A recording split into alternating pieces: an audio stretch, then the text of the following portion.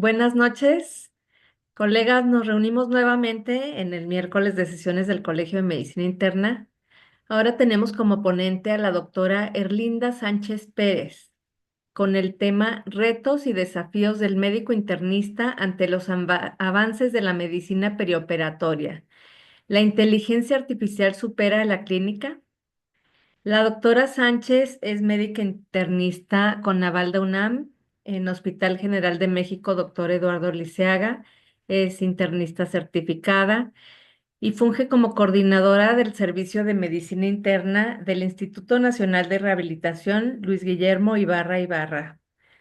Es profesora de asignatura al Departamento de Integración de Ciencias Médicas de la Facultad de Medicina de la UNAM desde el 2023 a la fecha.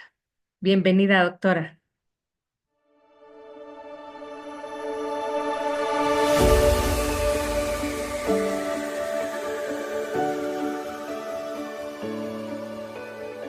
Las Hormigas Comunidad en Desarrollo somos una organización de la sociedad civil sin fin de lucro, la cual busca una transformación social a través de cambios personales en las personas, a través de 2 programas. El programa educativo brinda a niñas y niños la oportunidad de fortalecer su aprendizaje escolar a través de sesiones de psicoaprendizaje, terapia de lenguaje y aplicación de la metodología Montessori. Les apoyamos para cultivar sus habilidades sociales y emocionales que les permitirán forjar un futuro diferente, rompiendo con el ciclo de desventaja que les afecta. Pues como toda mamá, piensa uno que está consentido y por eso no habla bien o no reacciona bien o es muy tímido y cosas así. Me motivó a ver que mi hijo no podía, tenía problemas de lenguaje. Y en la escuela porque me decían que no socializaba nada con los demás niños. Me motivó pues querer ver el avance de mi hijo y que pudiéramos avanzar con él. Pues igual, o sea, porque no teníamos una plática coherente, no era como los demás niños que dicen, salen de la escuelita y dicen, mamá, me pasó esto, hice lo otro. La razón fue porque él tiene problemas de lenguaje y aprendizaje. Su habla todavía no es muy entendible, pero ya me saca más palabras, es más coherente en su plática. Como un animalito ahí, críate solito, porque a pesar de que uno siempre está al pendiente de ellos, le digo, o sea, uno no sabe realmente cómo es enseñarles, porque también para nosotros es una enseñanza esa. Pues yo creo que él no tuviera el avance que hoy en día tiene, que notablemente es notorio, gracias a las terapias que hemos tenido, tanto como yo también he asistido a terapias aquí, porque yo también estaba y hoy le digo, es un avance muy grande que tiene mi hijo.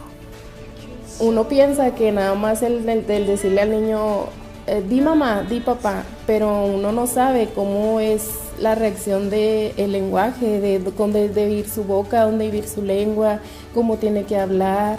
Muy atentos, amables y dedicados con la educación y terapias de los niños. Pues porque en este sector, en estos lugares, estas colonias, hace falta mucho.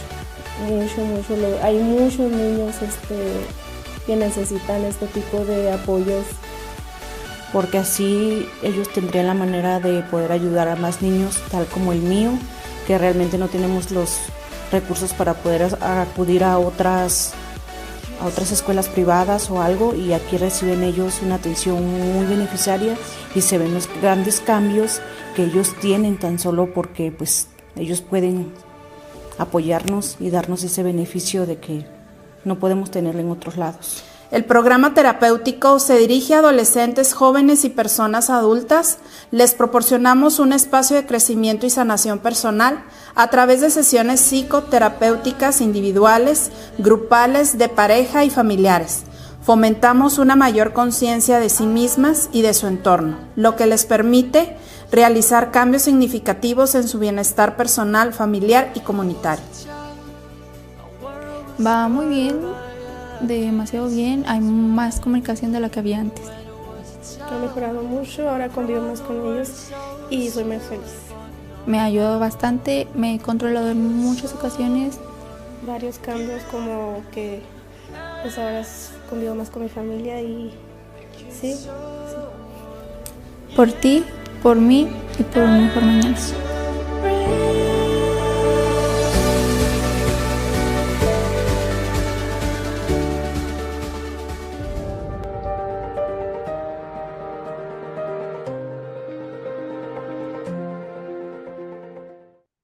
Muy buenas noches, tengan todos ustedes. Yo soy la doctora Erlinda Sánchez Pérez. Actualmente soy coordinadora del Servicio de Medicina Interna del Instituto Nacional de Rehabilitación, Luis Guillermo Ibarra Ibarra, y agradezco al Colegio de Medicina Interna de México, agradezco a ustedes su presencia y bueno, lo más valioso que tienen, que es el tiempo, y bueno, quiero felicitarlos a cada uno por seguir en este constante de educación continua y les agradezco inmensamente que me den uno de los recursos que tenemos, que son prácticamente que no se recuperan, que es el tiempo. Entonces, el día de hoy vamos a ver un tema que puede que sea de mucha controversia y de interés, y de hecho eso es gran parte del objetivo, ese ha sido gran parte de nuestra formación de médicos internistas, el estar en constante aprendizaje y probablemente rompiendo paradigmas. El tema es retos y desafíos del médico internista ante los avances de la medicina perioperatoria y si es que la inteligencia artificial va a superar a la clínica. Yo soy una apasionada de la medicina interna, en realidad estoy muy agradecida con la medicina interna, primero porque me ha abierto las puertas en gran parte en la academia, segundo porque me ha dado de comer y tercero, porque para mí siempre ha sido una pasión el ser médico internista. Ya sé que somos presa desde memes y siempre estamos en ellos, pero la verdad es que para mí la medicina en general es algo que me apasiona mucho y siempre he considerado desde que elegí la especialidad que la medicina interna es un constante reto y bueno, es un desafío al que nos enfrentamos día a día con los pacientes. El realizar abordajes diagnósticos, el solicitar exámenes de laboratorio, el realizar la exploración física es algo que no cualquiera tiene esa capacidad y justamente probablemente la inteligencia artificial algún día nos alcance, pero por el momento creo que con todas las herramientas que tenemos, eso a lo que tal vez algunos temen o tememos, es algo que lo hacemos nosotros día a día. Gran parte de nuestro desarrollo y de lo que nosotros somos hasta el día de hoy está basado en las bases, en los principios del doctor Osler, prácticamente el padre de la medicina interna.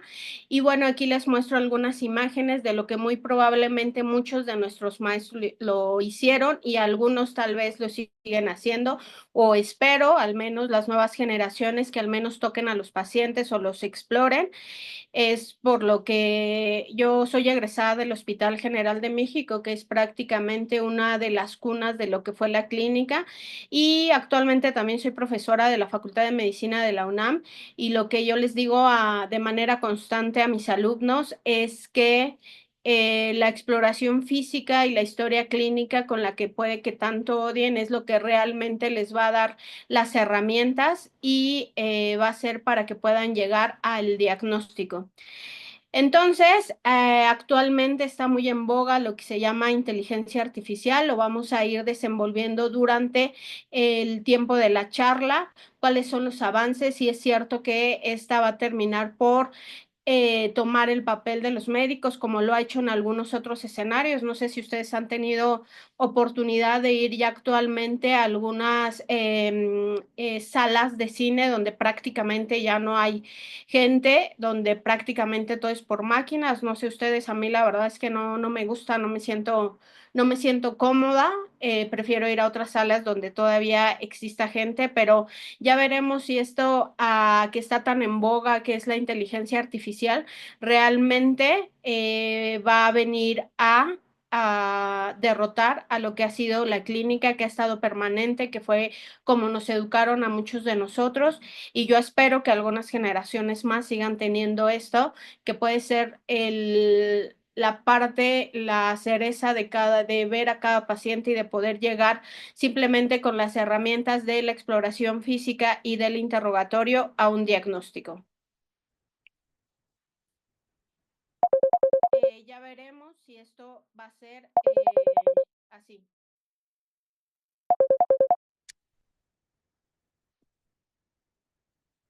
Si la relación médico-paciente va a ser superada por una máquina o bien alguna aplicación. Esto ya tendría que ver también con aspectos éticos y bioéticos acerca de la complejidad de lo que es tratar a un ser humano. Muy bien. Como parte de la introducción, el derecho a la salud es un derecho humano que ha sido fundamental y prácticamente desde la década de los 50 está ya decretado por la Organización Mundial de las Naciones Unidas. En México es relativamente reciente, tiene aproximadamente 41 años que está decretado como tal, y en el artículo cuarto constitucional de nuestra Constitución Política de los Estados Unidos Mexicanos está prescrito que toda persona tiene derecho a la protección a la salud y que la ley va a definir las bases y las modalidades para el acceso a los servicios de salud y va a establecer la concurrencia de la federación y las entidades federativas en materia de salubridad, que conforme a lo que dispone la fracción 16 del artículo 73 de nuestra Constitución. Como ya está súper bien establecido, es algo que ya está decretado, esto de el derecho a la salud, y bueno, es un derecho humano fundamental. Nosotros, no sé si ustedes habían hecho conciencia de eso, diariamente tenemos esta responsabilidad de prácticamente ser los que proporcionamos un derecho humano fundamental.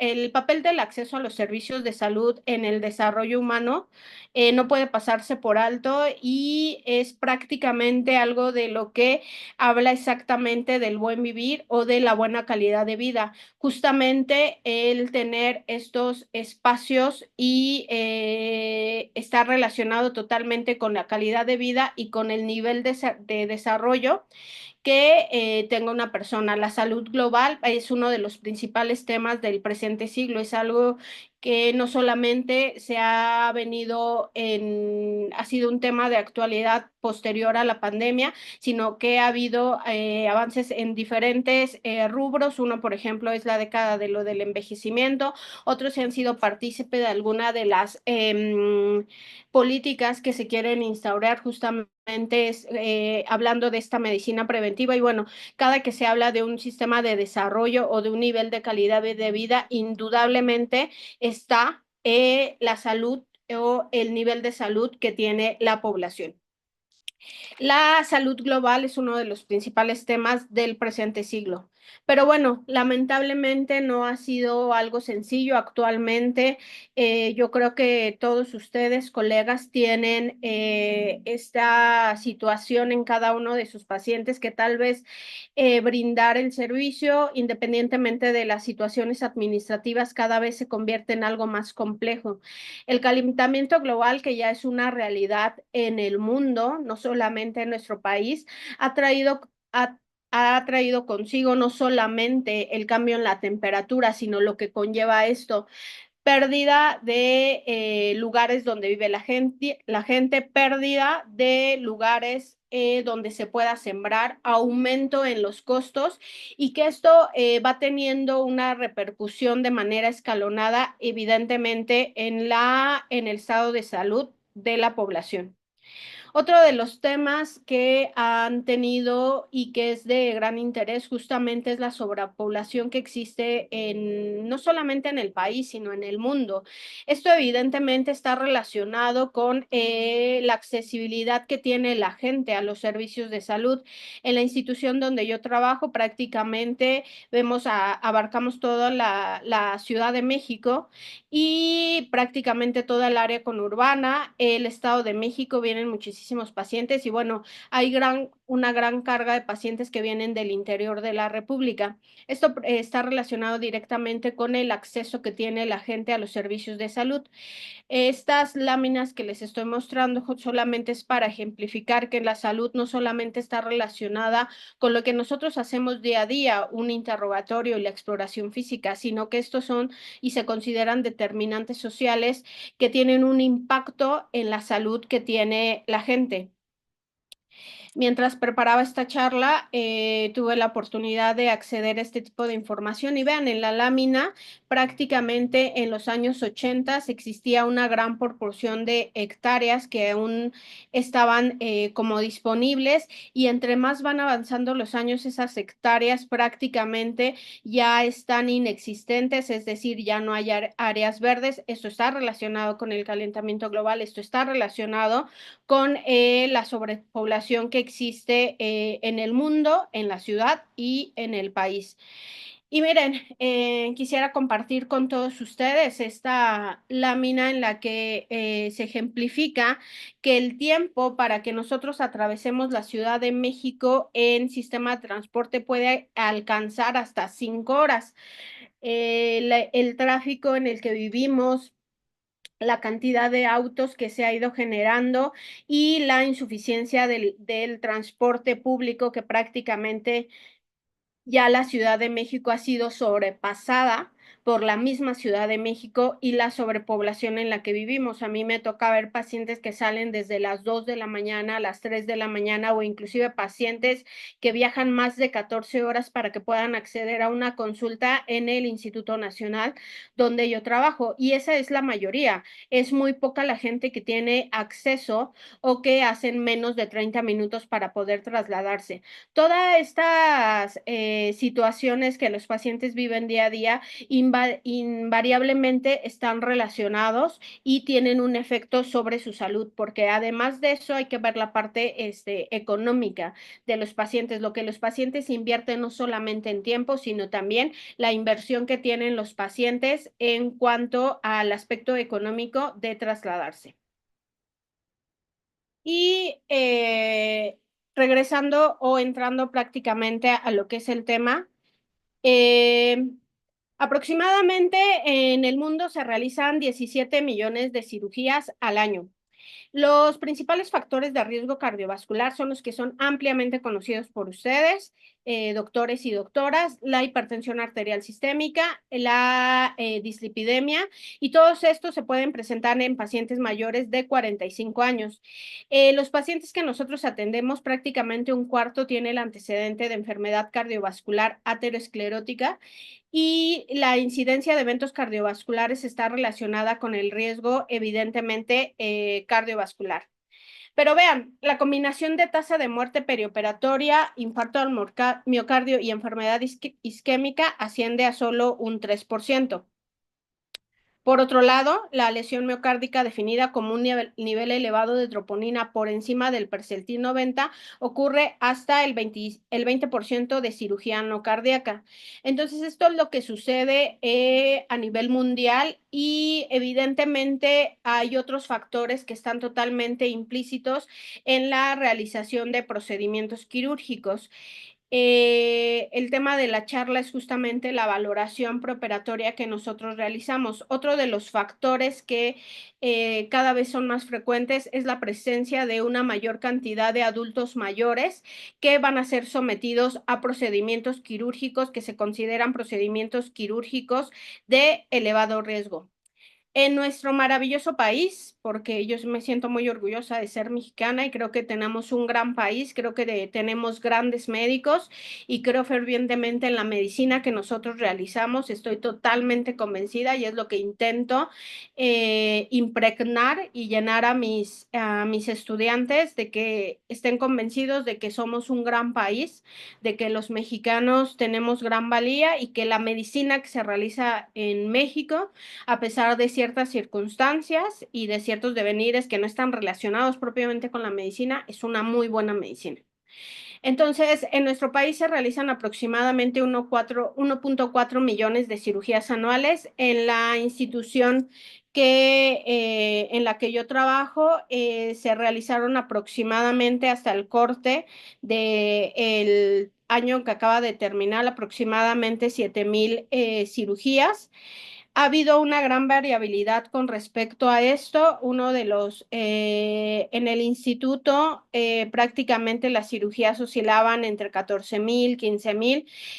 Posteriormente fueron disminuyendo y evidentemente el año que menos cirugías se realizaron fue en el 2020, y poco a poco ha ido aumentando los procedimientos quirúrgicos que se realizan en el Instituto Nacional de Rehabilitación. El instituto prácticamente es un instituto quirúrgico, pero solamente de cirugía ortopédica. En la institución donde yo laboro están todas las subespecialidades de ortopedia, desde cirugía de columna, cirugía de mano, reconstrucción articular, que son prótesis tanto de cadera como rodilla, artroscopía, que son prácticamente todo lo relacionado con medicina del deporte. Ellos realizan una alta especialidad en mano, que son los pacientes que pueden tener lesiones del plexo por accidentes, o bien todas las lesiones que se llaman manos traumáticas. Y además está el servicio de otorrinolaringología, que también tiene sus especialidades, oftalmología. Entonces, como les menciono, es una institución meramente quirúrgica. Entonces, justamente de ahí es de donde nace el servicio de medicina interna, y este enfoque de hacer las valoraciones preoperatorias con otro enfoque y no solamente lo que ya está descrito. Justamente por esto, para mí ha sido un reto realizar valoraciones preoperatorias en el instituto. Previamente a que yo ingresara a laborar ahí, no estaba muy familiarizada. Creo que depende de la institución donde te formes, no es algo que realices de manera frecuente, o tal vez no le das la importancia o la trascendencia que puede tener. Justamente como se los mencioné hace un momento, de ahí nace esta propuesta y el estar gestionando que se realizara un servicio de medicina interna en una institución de esta magnitud. El reto se define de manera constante como algo en lo que nosotros nos vamos a enfrentar. De hecho, si ustedes lo buscan como tal, lo googlean como tal, aparece como un desafío o algo a lo que tú te vas a enfrentar.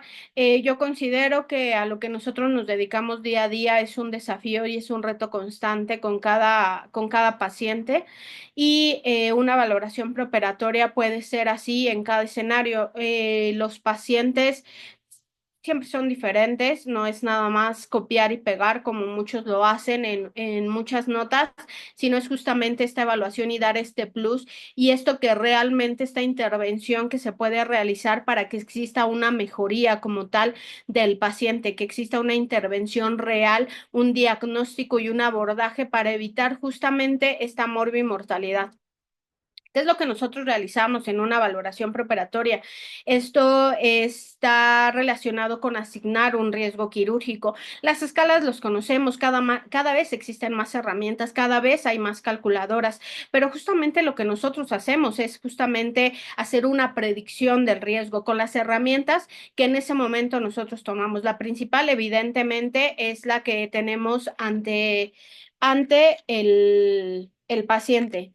eh, Puede haber que existan procedimientos que se consideran de bajo riesgo y que el paciente tiene diversas comorbilidades o situaciones en ese momento que pueden hacer que simplemente esas situaciones hagan que el paciente pueda acceder a un riesgo moderado o a un riesgo alto.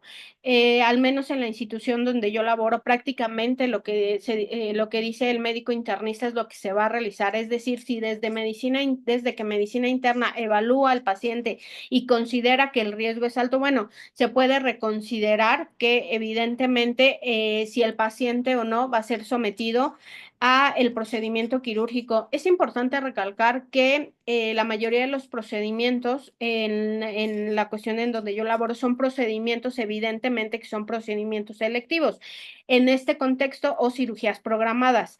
Evidentemente sabemos que el contexto se modifica totalmente y no va a ser el objetivo de la clase cuando estamos ante un paciente que se encuentra en el escenario de urgencias. Entonces, la valoración preoperatoria, más allá de de el Goldman, ASA, Desky, Lee y todas estas herramientas y que se utilizan para asignar un riesgo quirúrgico. Bueno, pues tenemos justamente todos estos escenarios.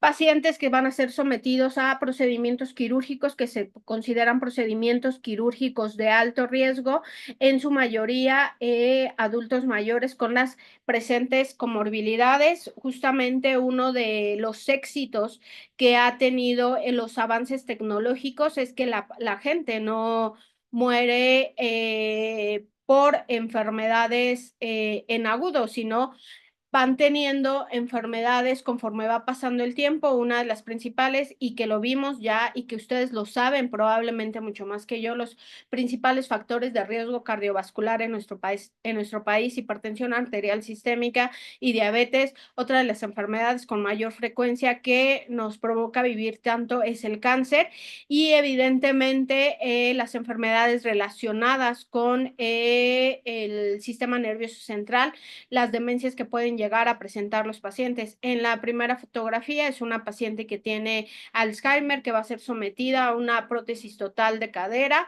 Gran parte de los pacientes que nosotros atendemos en el Instituto Nacional de Rehabilitación, ese es el escenario: camillas, sillas de ruedas, o muletas. Son pacientes que prácticamente ya no pueden deambular y por lo tanto necesitan ser sometidos a un procedimiento quirúrgico. Y si ustedes recuerdan varias de las escalas, y que algo que nosotros nos han enseñado desde hace mucho tiempo es que evaluemos la funcionalidad de un paciente por METS. Esto está relacionado con la capacidad funcional, con lo de las mitocondrias, con el estiramiento y con toda esta parte que nosotros ya sabemos de la fisiología. Pero aquí surge esta pregunta: ¿cómo podemos calcular las METs en una paciente que llega en silla de ruedas, en un paciente que está en camilla, que tiene que ser trasladado, o en una paciente que no se entiende porque obviamente puede que hable otra lengua que no sea el español? Estos son los escenarios a los que nosotros nos presentamos. Se presentan de manera constante en el instituto, y eso es lo que nosotros como servicio de medicina interna tenemos que solucionar. Entonces, los acabo de decir, los factores de riesgo cardiovascular, los principales son la diabetes tipo 2 y la enfermedad renal crónica, que yo creo que tienen en jaque a nuestro país y al sistema de salud, y probablemente las cosas no se modifiquen justamente por estos determinantes sociales que les mostré dentro de las primeras láminas, y esto de salud global pueda ser un poco difícil, no solamente por la parte administrativa, sino por todo. La salud llega a ser algo muy complejo y no solamente es algo unilateral, que A va a ser igual a B.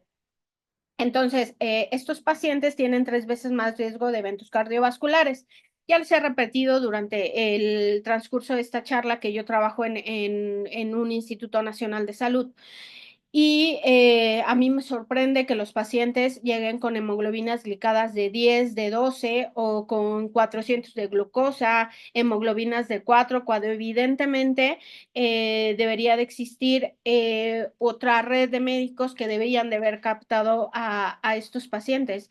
Y en algún momento, en algún trabajo que me ofrecieron, me acuerdo claramente que el doctor con el que yo iba a laborar, no decidí trabajar en ese momento en ese lugar, y de hecho el doctor me decía: pues es que es muy fácil, doctora, pues nomás es ver diabéticos, cuando yo siempre he considerado y le tengo mucho respeto a la diabetes. No creo que si la diabetes fuera tan sencilla de tratar, en nuestro país fuera una de las principales causas de muerte. De hecho, la principal causa de muerte por cardiopatía isquémica por enfermedad aterosclerótica secundaria a diabetes.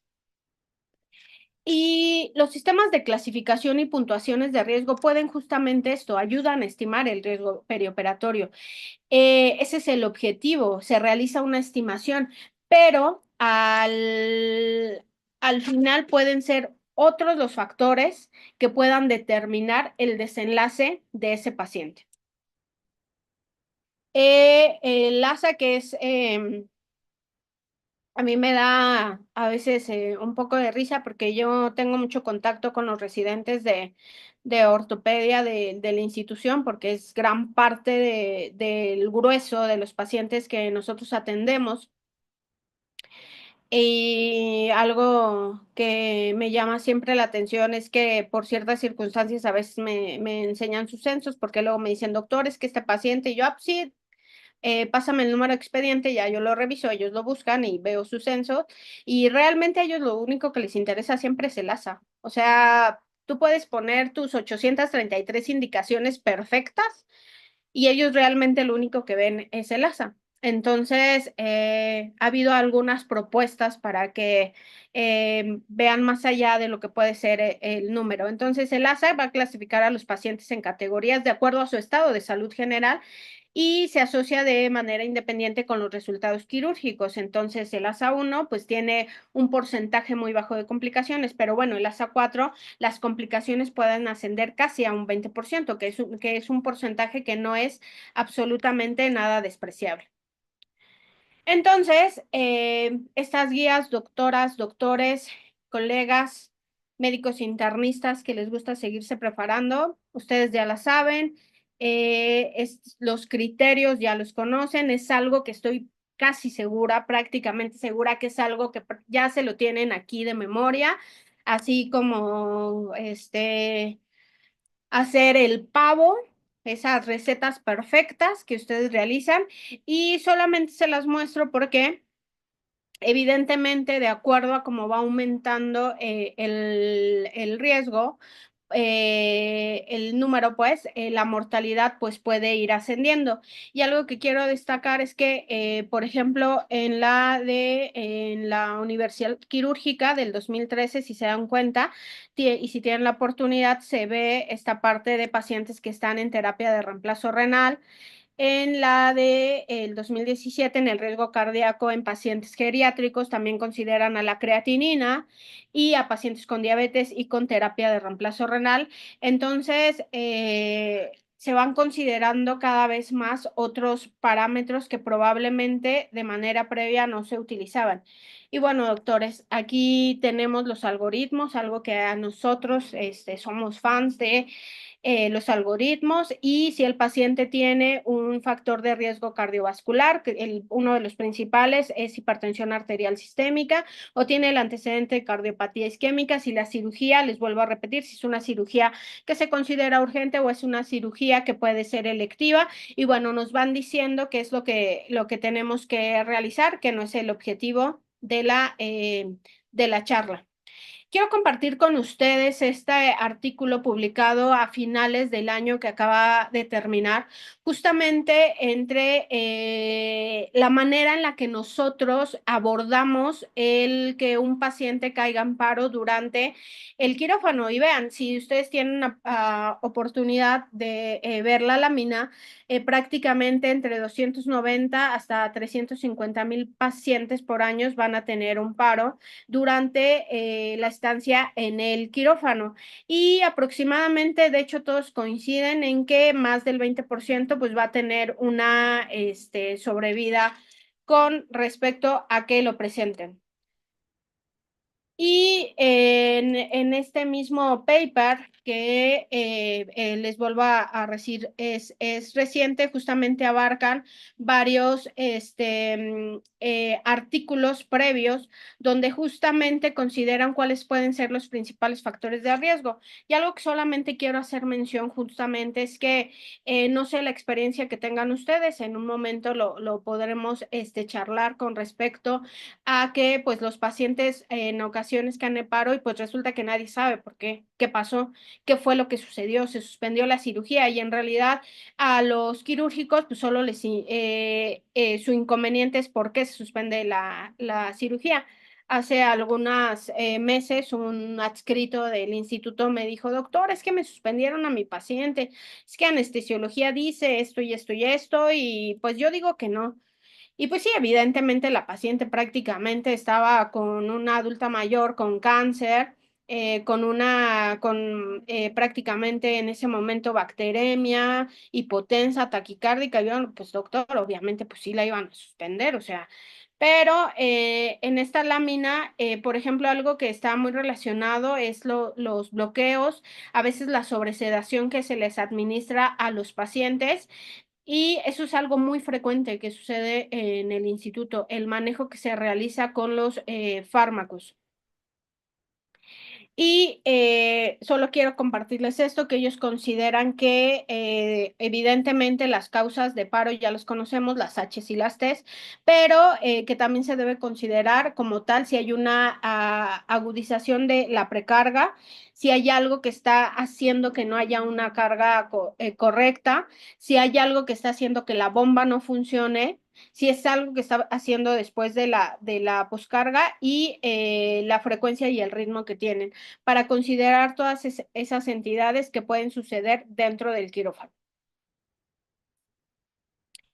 ¿Y qué es lo que podemos hacer ante este escenario? Ellos consideran, aparte de las H y las T, considerar esta nueva nemoctenia de la C, la A, la R y la P para estar ante un evento o al menos saberlo durante el procedimiento quirúrgico que se está realizando y nosotros como un antes y un después. Entonces, ¿qué es la inteligencia artificial en el área médica? La inteligencia artificial, doctoras y doctores, es una rama de la computación que el objetivo es proporcionar soluciones a ciertas tareas determinadas, pero para que eso pueda ser posible, doctoras y doctores, colegas, se tienen que dar cierta información, es decir, se le tienen que dar datos, así como nos los dan a nosotros cuando tenemos a los pacientes, para que eso pueda ser posible. ¿Ok? Básicamente eso es lo que es la inteligencia artificial. Tú le das a una computadora o a un sistema de cómputo, lo vas a precargar de ciertos datos y le vas a pedir que haga ciertas tareas que van a ser automatizadas. ¿Ok? ¿Cómo vamos con la inteligencia artificial en medicina? La inteligencia artificial se refiere a la capacidad de una máquina o sistema informativo para realizar tareas de forma automática, sin que exista una intervención humana directa. Simula la inteligencia humana. Estas tareas pueden incluir desde el aprendizaje, la percepción, la resolución de problemas y la comprensión de un lenguaje de manera natural. Algunas técnicas y algunos enfoques del campo de la inteligencia artificial es el aprendizaje supervisado, el aprendizaje no supervisado, el aprendizaje por refuerzo, las redes neuronales, que es algo de lo que se ha estado hablando mucho, el procesamiento de un lenguaje natural y la visión por computadora. Esta última está relacionada con la capacidad que van a tener las máquinas para interpretar y analizar contenido audiovisual, emulando la visión humana. ¿Ok? Los tipos de inteligencia. Nosotros como seres humanos hemos demostrado varias formas de inteligencia. Las que están como tal definidas son al menos como 7 y justamente es lo que nos ha ayudado a distinguirnos al ser humano de otras especies. Inclusive, y por eso hago esta anotación y este énfasis de la misma inteligencia artificial. Esa inteligencia que nosotros tenemos, todos los seres humanos inclusive, es la parte diferente de ser de la inteligencia artificial. Y como se los explico en esa lámina, nos ayuda a observar el por qué los humanos en este momento son sobresalientes, pero respecto a la inteligencia artificial. Y se ha creado una sensación en algunos grupos donde existe algún temor de que la inteligencia artificial va a conquistar al mundo y eventualmente va a reemplazar a las personas, como mi miedo de cuando voy al cine y veo que ya no hay personas. Entonces, la inteligencia artificial puede simular o ser similar a una forma eficaz de algunas áreas de la inteligencia, pero hasta el momento, doctoras y doctores, que calma, no, que no se esparce el miedo, no ha llegado a ser lo inteligentemente humano, ¿vale? Y hay algunas áreas de inteligencia que no pueden ser simuladas, ya que inclusive la humanidad está justamente en este proceso de entenderlas. O sea, se dan cuenta de este maravilloso juego de palabras, inteligente humana, y todavía estamos en este proceso. Quiero compartir con ustedes esto, donde se ejemplifica un poco de este tipo de las inteligencias. Y vean, actualmente la inteligencia artificial en la parte visual espacial está más o menos. En esta parte de poder, lo que nosotros tenemos con el cerebelo y con lo del oído, pues no está tan bien. En la parte creativa, mal, carita infeliz. Y en la parte interpersonal, que es lo que nosotros realizamos día a día en la relación médico-paciente, tampoco va tan bien, ni en la intrapersonal. En la parte lingüística va mejor y en la parte audiovisual va mejor. Entonces, estas son predicciones de los logros de la inteligencia artificial. De este lado de la lámina, ustedes pueden observar que prácticamente la mayor parte de desarrollo está realizado inclusive en juegos, en aplicaciones que se dedican a eso. Inclusive aquí ustedes pueden ver que está Lego, Angry Birds. Y vean, esta parte, esto ha sido de lo de la evolución y cuáles son lo que se espera. Lo que yo les voy a mostrar a continuación son modelos de predicción. Y si ustedes tienen oportunidad, en la lámina que está de su lado derecho, en esta parte donde, por ejemplo, está la parte quirúrgica, todavía se habla de que faltarían muchísimos años para que esto pueda llegar a suceder. Estos son modelos de predicción que se utilizan en programación y en inteligencia artificial, que es el HLMI y el FLOA. Y la línea roja somos nosotros, los seres humanos. Y la línea azul o moradita son es la inteligencia artificial. Y vean, prácticamente siguen, si ustedes pueden ver detrás, estas son modelos de predicción. Atrás hay otras líneas que están de manera más tenue, pero hasta el momento todavía no hay una de que se vayan a igualar la inteligencia que nosotros tenemos comparado con la inteligencia artificial. Aquí les vuelvo a mostrar otra lámina que va por colores en el contexto de los modelos que se realizan de predicción para saber si esta va a poder llegar a ser como los seres humanos. Y este es un consenso que se realizó de investigadores sobre los posibles escenarios que puede existir la inteligencia artificial. Y a pesar de que no se ve, no es la mejor vista de la lámina, dentro de la información que tiene es que la variabilidad es muy amplia y que hasta el momento no hay como tal una certeza de que esto pueda llegar a suceder. Entonces, de manera reciente, y eso me refiero de unos años para acá, ya existen varios artículos acerca de la aplicación de la inteligencia artificial en la medicina, la inteligencia artificial en anestesiología, cuáles pueden ser las limitaciones, las aplicaciones y el escenario o los escenarios en que esta inteligencia artificial puede llegar a ser de utilidad. Los papers prácticamente están en boga, cada vez están aumentando más y el papel de la inteligencia artificial prácticamente en las decisiones que se toman en futuras consideraciones. Y vean, en esta lámina justamente mencionan esta parte que sigue siendo, si inclusive nosotros en nuestro quehacer diario podemos tener conflictos de bioética, de hecho prácticamente todas las instituciones de salud deben de tener totalmente establecidos sus comités de ética porque estos se llegan a suceder. En el día a día, tratar a un ser humano desde que yo estudio medicina, cuando entré a la facultad de medicina hasta ahorita, realmente cada vez me doy cuenta de que es algo sumamente complejo, porque poder llegar a hacer un diagnóstico y poder tratarlo se puede realizar, pero generar esta empatía y esta relación médico-paciente, creo que esa es una tarea que no cualquiera la puede realizar.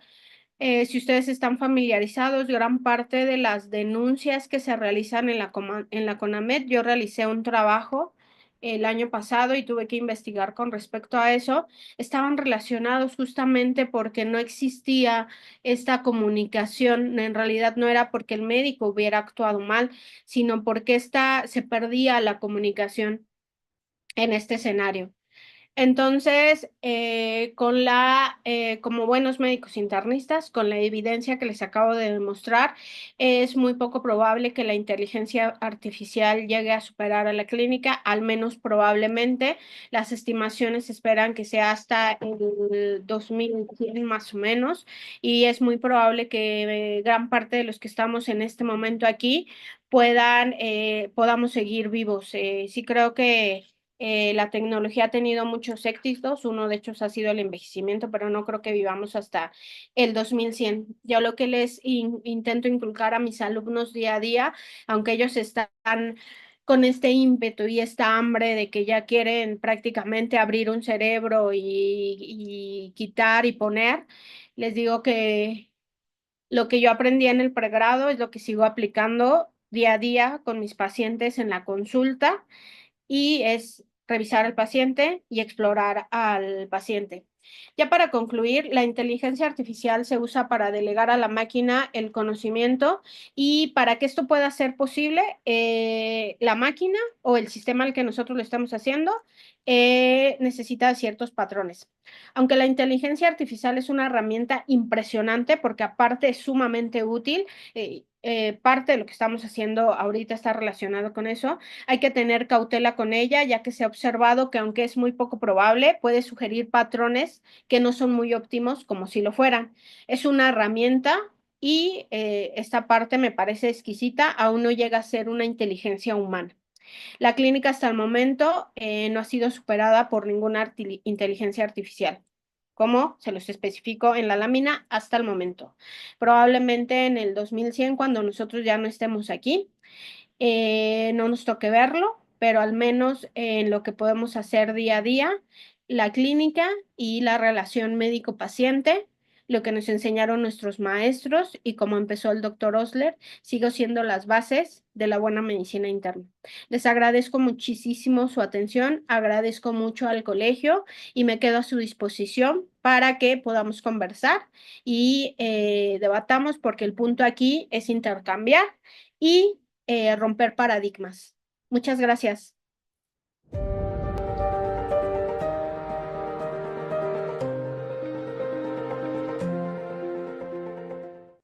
Buenas noches. Muchas gracias, doctora Erlinda Sánchez, por su tema. Muy interesante. Les comento que en este momento estamos conectados 703 colegas y tenemos gente viéndonos de Mérida, de la alcaldía Gustavo Amadero, el doctor Rodolfo Cano está mandando saludos, de Jalapa, Veracruz, la doctora Teresa Barrio de Chihuahua, el doctor José Manuel Flores de Tapachula, de Ciudad de México, Benjamín Brito, de Guamúchil, Sinaloa, la doctora Elsa Patricia Vázquez, Marta Guerrero, el doctor Zambrano, de Monterrey, de Cuautitlán Izcalli, el doctor Buenrostro de Guadalajara nos manda saludos, la doctora Anel Hernández de Oaxaca, de Cuernavaca, Baldomero Flores, de Ensenada, Baja California, de Monterrey, el doctor Roberto Rodríguez, de Villahermosa, Tabasco, el doctor Isauro Ramos, desde Concepción de Buenos Aires, Jalisco, de Martínez de la Torre, Veracruz. Tenemos unas preguntas, doctora, de Facebook. Me informan también que tenemos gente conectada de El Salvador, de Guatemala, de Bolivia, Paraguay, Estados Unidos, Venezuela y Perú. Muchas gracias por acompañarnos. La doctora Karina Mercado pregunta, ¿existe algún puntaje o protocolo de valoración preoperatoria que incluya la consideración de enfermedad de von Willebrand porque se describe que esta enfermedad solo se puede sospechar clínicamente al interrogar menstruaciones abundantes o cirugías que se complicaron con hemorragias y no siempre se cuenta con la determinación de la actividad del factor. Buenas noches a todos, agradezco su presencia, su atención y como se los dije en la charla, agradezco principalmente este recurso que tenemos todos, que es no renovable, que es el tiempo, y espero que la información que les proporcioné les haya sido de suma utilidad y justamente que se genere este espacio de apertura. Doctora Mercado, como tal, no existe cuando nosotros realizamos la valoración específicamente relacionado a factores que sean meramente hematológicos.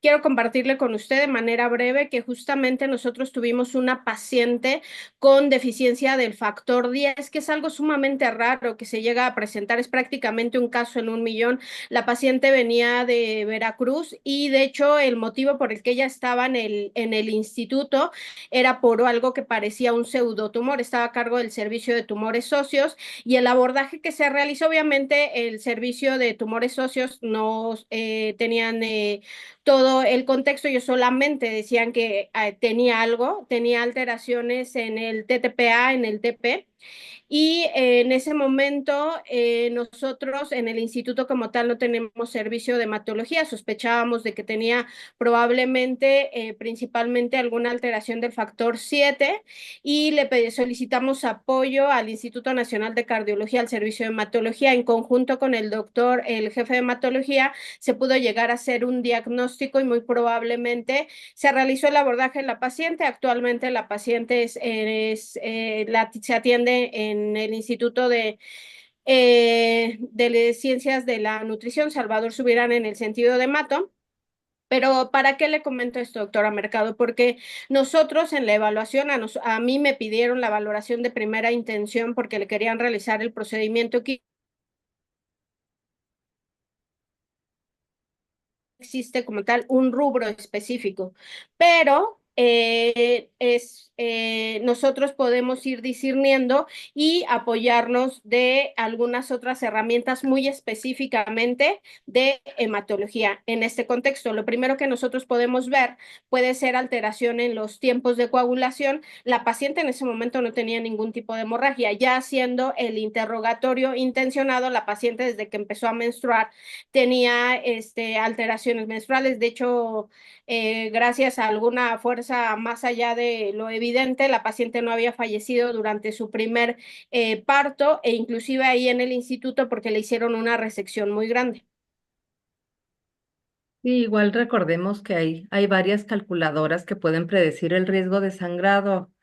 Les hace falta validación, pero también están el Bleeding Score, el ISBAT. Sí, a ver, pasamos a otra pregunta. También de la doctora Karina Mercado. Parece que le gustó mucho el tema porque tiene 4 preguntas para usted, doctora. Excelente. Otra es, pregunta 2. Se describe como indicación de betabloqueadores el encontrar 3 puntos de 6 en el índice cardíaco revisado y entre paréntesis pone diabetes mellitus. Supongo que es insuficiencia renal, que dice IR. 6, supongo que es cardiopatía isquémica, insuficiencia cardíaca congestiva, accidente cerebrovascular, cirugía de alto riesgo. ¿Qué otras indicaciones recomienda y qué otros fármacos son de utilidad en el periodo operatorio? Bueno, igual recordemos, doctora Mercado, que las preguntas deben ir en contexto con el tema. Estamos hablando también de inteligencia artificial y en la medicina perioperatoria. Doctora Sánchez, si gusta contestar. Pues justo como lo mencionó doctora Mercado, en ese contexto muy específico de la valoración preoperatoria, es la indicación de beta bloqueadores, dependiendo si existen alteraciones que podamos confirmar en el electrocardiograma y si se le puede realizar algún otro estudio de gabinete al paciente como un eco y confirmamos que existe alguna alteración, dependiendo de ello, incluso se pueden utilizar estatinas, pero pues sí, básicamente son los beta bloqueadores. Otra pregunta de la doctora Karina Mercado. Dice, ¿es posible que al evaluar el índice de fragilidad Y entre paréntesis especifica, persona que se siente cansada, que perdió peso, que tiene fuerza muscular menor a 20%, que se mueve menos de 20% y que gasta menos de 20% de calorías por no moverse. ¿Se contraindiquen o se difieran todas las cirugías? Es prácticamente a lo que yo me enfrento todos los días en la valoración preoperatoria en pacientes adultos mayores y principalmente que son sometidos a procedimientos de alto riesgo como fracturas de fémur o reemplazos ya sea de cadera o de rodilla. En este contexto, como tal, no hay una indicación precisa. En una de las láminas que les mostré, justamente en el contexto meramente de valoración preoperatoria, de hecho ya hay escalas específicas para los adultos mayores, que es una población en crecimiento y es algo a lo que nos vamos a ir enfrentando cada más, pero como tal que exista una contraindicación, se tiene que evaluar el contexto completo. Yo siempre en mis notas intento poner que el paciente tiene esos factores de riesgo y que por lo tanto tiene mayor riesgo de complicaciones y bueno, evidentemente dar las recomendaciones previas en el contexto del aspecto nutricional, inclusive considerar la red de apoyo y qué tan ha habido algunos pacientes, principalmente en el contexto de pacientes nuevamente del servicio de tumores óseos que tienen ya metástasis y que el motivo por el que ingresan es una fractura patológica, qué tan benéfico va a ser someter al paciente a ese procedimiento y qué tanto puede ser factible considerar un tratamiento conservador. La doctora Karina Mercado pregunta también, ¿en su instituto utilizan cefalotina como profilaxis prequirúrgica o para fracturas expuestas? En el instituto sí, utilizan cefalosporinas, principalmente se utilizan cefalotina, y en el contexto de fracturas expuestas, usualmente lo suelen combinar con clindamicina, pero siempre usualmente se suelen apoyar del servicio de infectología, pero sí, las cefalosporinas son las que utilizan prácticamente de cajón.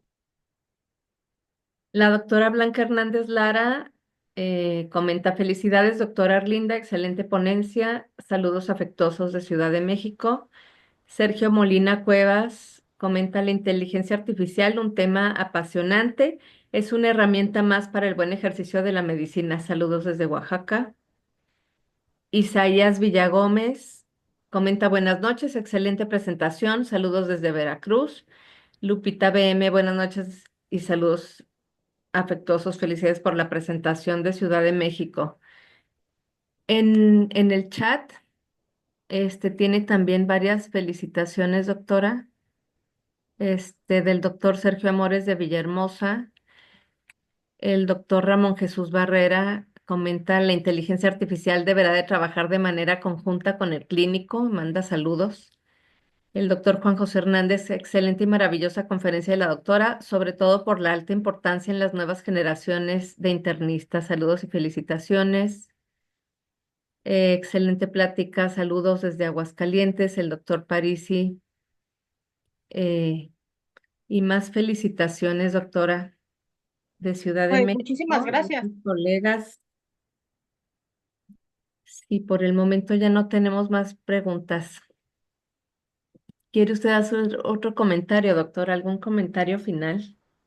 Pues agradecerles a todos su tiempo, sobre todo nuevamente, y decir, no, estoy totalmente de acuerdo con ustedes, doctores y doctoras colegas, la inteligencia artificial no viene a suplir a la clínica, yo soy una apasionada de la clínica, de la medicina interna, es algo que realmente amo y defiendo y pongo en alto, creo que todos somos unos excelentes internistas, que la medicina que hacemos en nuestro país puede estar al nivel de cualquiera y la inteligencia artificial no hay que tenerle miedo, la inteligencia artificial hay que adaptarla como muchas de las herramientas que hemos ido adaptando y creo que en conjunto el objetivo de todo esto, inclusive como se los digo a mis alumnos de la Facultad de Medicina, siempre es el paciente y que haya una mejoría y evidentemente un aprendizaje conjunto para obtener mejores resultados. Muchísimas gracias a todos.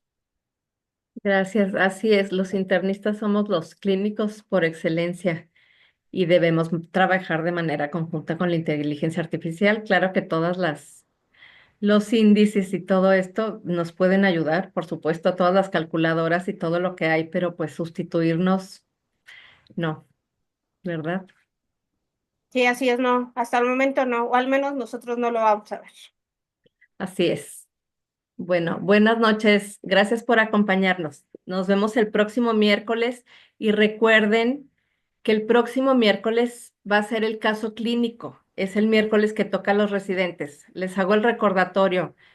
Primer miércoles del mes, una filial será quien dé la sesión general. El segundo es sesión general, como siempre. El tercero o penúltimo del mes corresponde a los residentes.